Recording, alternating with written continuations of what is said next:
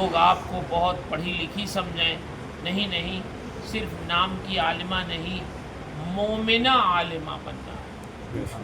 ایسی عالمہ بنے کہ مومنہ ہو، آپ کو درد ہو، آپ نیک ہو، آپ اللہ والی بنیں۔ پڑھنے پڑھانے کا مقصد یہی ہے تاکہ آپ کے ذریعے سے دین کا کام ہو۔ مولانا صاحب اور آپ حضرات یہ سب اتنی محنت مدرسے کے لیے کر رہے ہیں، چندہ کرنا، دوڑنا، بھاگنا، آنا جانا، آپ کے لیے کتابوں کا انتظام، آپ کے لیے روشنی کا انتظام، لوگوں سے یہ کہنا کہ بھائی بچیاں پڑھ رہی ہیں آپ ان کے لیے انتظام کیجئے، یہ سب آپ لوگوں کے لیے ہے تاکہ آپ پڑھ لیں، دین کا علم حاصل کر لیں۔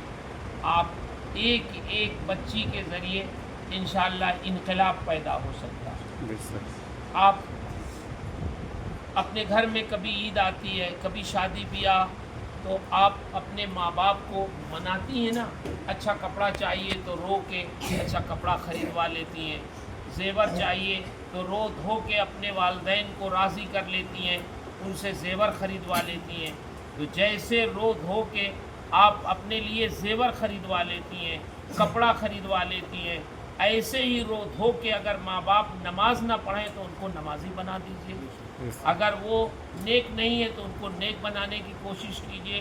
کون سے ایسے ماں باپ سخت ہیں کہ بچی اگر یہ روئے کہ آپ نماز جب تک نہیں پڑھیں گے ہم راضی نہیں ہوں گی، تو ماں باپ کیوں نہیں نمازی ہو جائیں گے؟ آپ ان کے لیے مصلی بچھا دیں، آپ ان کے لیے وضو کا پانی رکھ دیں، آپ ان سے کہیں کہ ہم کو آپ نے اسی لیے پڑھایا ہے کہ ہم دین کا علم تقسیم کریں، تو سب سے پہلے ہم اپنے گھر سے شروع کرتے ہیں، اپنے ماں باپ کو نمازی بنائیں گے، اپنے بھائی بہنوں کو نمازی بنائیں گے، اپنے رشتہ داروں کو سمجھائیں گے۔ انشاءاللہ جب آپ اس کو طے کر لیں گے کہ ہمیں کرنا ہے، تو آپ کے گھر میں انقلاب آ جائے گا، آپ کے پڑوس میں انقلاب آ جائے گا، آپ کی رشتہ داریوں میں انقلاب آ جائے گا۔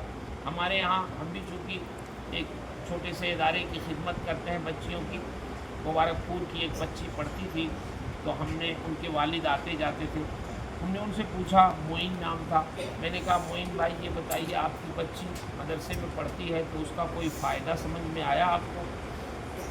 انہوں نے کہا حضرت فائدے کی بات کر رہے ہیں؟